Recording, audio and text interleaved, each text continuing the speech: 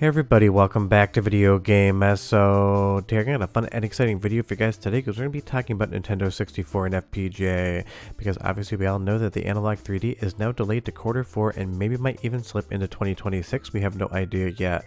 And in the comments, some people were talking about just get a MiSTer FPGA, but other people were saying that it wasn't 100% compatible with all of the retail games or had some sort of flaw that would make it not worth playing.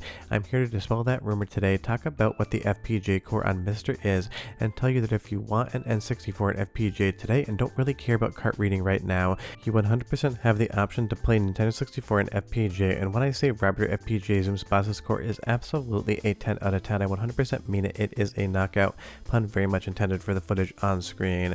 And we've been playing this core for over a year now, so much so that I only make videos saying other games will work on the core that aren't part of the retail release. And not only is it an N64 and FPGA, we also have the Turbo core, which upclocks some of the chips, at least in the FPGA code, giving you better performance on N64 games than you've ever seen before on quote-unquote real hardware. So I'm really not sure where this misconception comes from that the N64 core on MiSTer FPGA can't play all of the games or otherwise has some sort of issue that makes you think you want to wait for another console. Now, of course, if you want cart reading today, that's not something MiSTer FPGA can do, but Hebert is working on cart reading for the MultiSystem too, so that might be something that comes shortly as well. And honestly, I understand the Analogue 3D is going to have a fun case, and I have one on pre-order as well to compare it against MiSTer FPGA.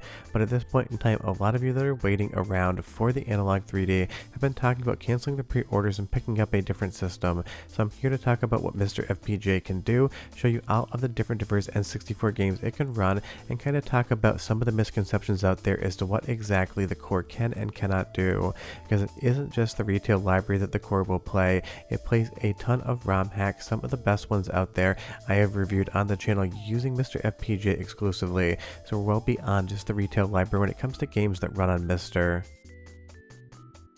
And that really does make a difference because there's a ton of ROM hacks out there that will work on real hardware, and because the core will run them as well, we know the accuracy is there.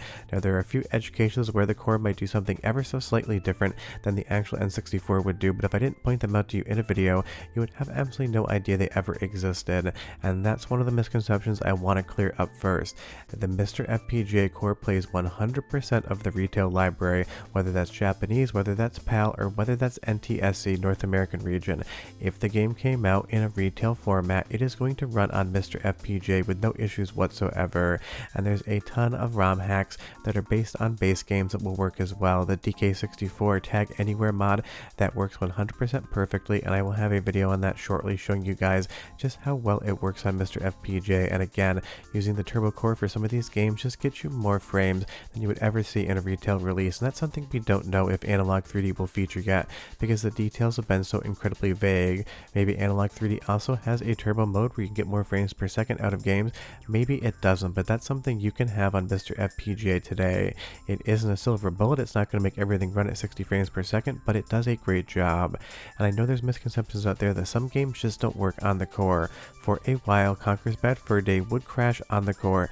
I did a lot of work in the background looking at the overall memory access and the memory map to find out exactly what was going on. I had a ton of help with this, and then someone else came along and produced a patch for the game. A few games do require patches, but honestly, once you do that, you really wouldn't know you weren't playing just the stock retail game, because it does exactly the exact same thing. This idea that 2 or 3 games need patches to be 100% perfect is true, but it doesn't affect the playability whatsoever. And think of how many ROM hacks and games you patch and play today. You would never think they weren't quote-unquote the real game just because a patch was applied. But for some strange reason, I keep hearing people say that it will not play 100% of the games, and that just isn't true whatsoever. I think at this point in time, 4 games need patches. The files are available pre-patched, and once you actually patch them, you would have no idea anything was actually running in the background. They're just tiny little fixes, just down to some of the feature set on MiSTer FPGA and some of the few restrictions on the actual FPGA chip in and of itself. But basically everything works 100% of the time every time you turn it on, and it also sounds incredible. So we're moving into our first and only soundtrack sample, just 35 seconds, so you can hear the quality of MiSTer FPGA and N64, and I'll be right back.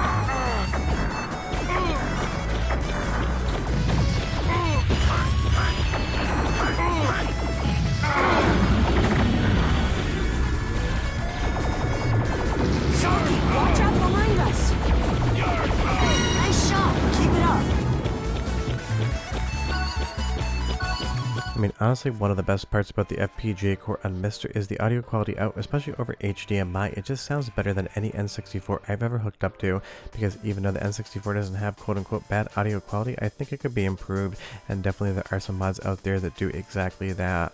But playing Sin and Punishment on MiSTer FPGA via the HDMI out on something like my LG C4 OLED, whether or not I'm in direct video mode for the RetroTink 4K or more 4K, looks absolutely stunning. And with the MiSTer Pi on the market, you can get something like this running on your TV for well under the cost of a real N64 console modded for HDMI out, and that makes a huge difference. You're going to get the best video quality you possibly can, and you're going to be enjoying it the entire time. And again, all of the footage you're seeing right now are just different ROM hacks that will work in the core as well. I've yet to find a ROM hack that'll work on real hardware that does not work on MiSTer FPGA. Now I'm sure somebody out there has probably tested one that didn't work, so if you do know of one, leave me that comment down below because I would be curious myself.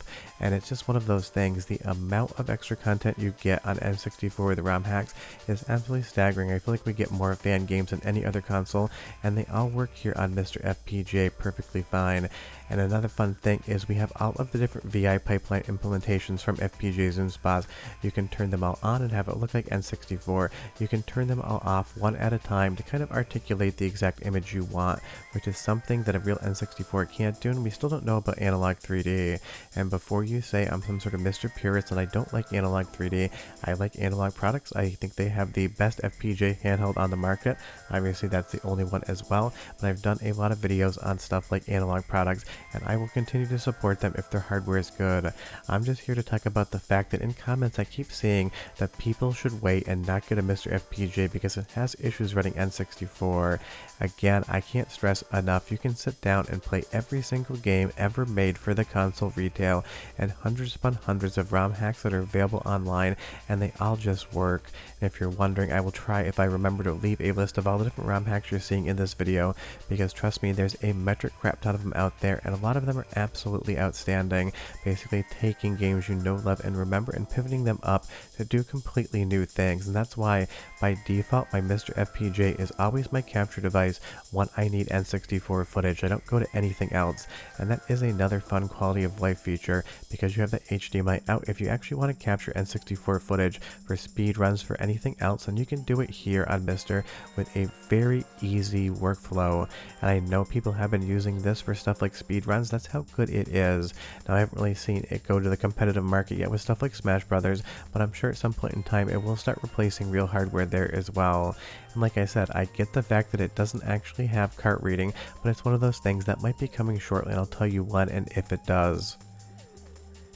And the other nice thing is we have a ton of options when it comes to actual controllers. We can use a real N64 controller with something like Reflex Adapt. We can use a real N64 controller with something like a snack adapter. So you can have that original feel, that original controller working, and you don't have to play with anything that isn't a quote-unquote N64 controller. You can even use the NSO controller via USB. So we have so many different ways to actually use real hardware when it comes to MiSTer. We can even do stuff like transfer packs. We can put some of the Game Boy games into stuff like Pokemon Stadium. Everything you could do on an N64 you can do here on something like MiSTer FPGA. The only thing that does not work is going to be the real-time clock in the translation of Animal Crossing for N64. That is the one thing that I will state doesn't actually function, but you can just enter the time and date when you restart the game, and you can play it from start to finish like you normally would. And again, you can do all that while using real controllers, whether you want to go in via USB or you want to go into the snack serial protocol. And even if Analogue 3D isn't out, 8BitDo did release the controller, so obviously we have a really nice aftermarket option if you want to use that as well, because it seems like even 8BitDo didn't want to wait around for Analogue any further. And the other nice thing is the Turbo Core again is going to improve games that have that unlocked frame rate.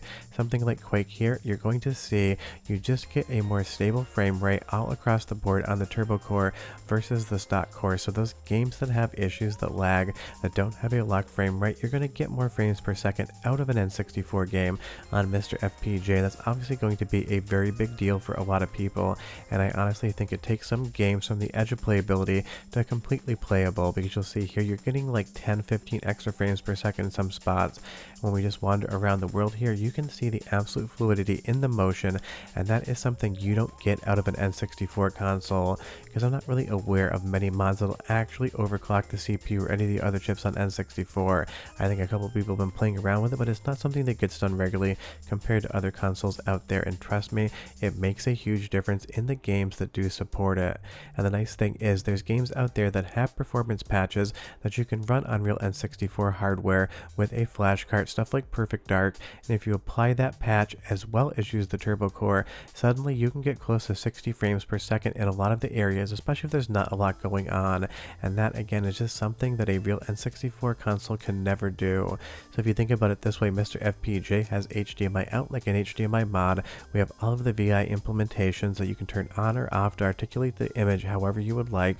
We have the ability to run performance patch games in the turbo core, getting really close to 60 frames per second, and you have 100% of the retail library working from start to finish. Every game can be beaten, and hundreds upon hundreds of ROM hacks that work out there as well. So when you see a comment that says MiSTer FPGA can't run all the N64 games, or somehow otherwise has some issue that keeps you from being able to enjoy it, I can't stress enough that is just 100% not true.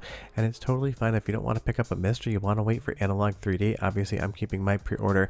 I'm not saying one is any better than the other, I'm just saying that one seems to have a couple misconceptions out there that just really aren't true as to how it performs. 100% of the retail library, hundreds of ROM hacks, clean HDMI out, and a ton of other fun features around the edges. That is MiSTer FPGA in the N64 course. If you're looking for FPGA N64 today, it's kind of already here. You can 100% enjoy it. Other than that, I hope you enjoyed the video, and I'll see you guys next time. Bye bye.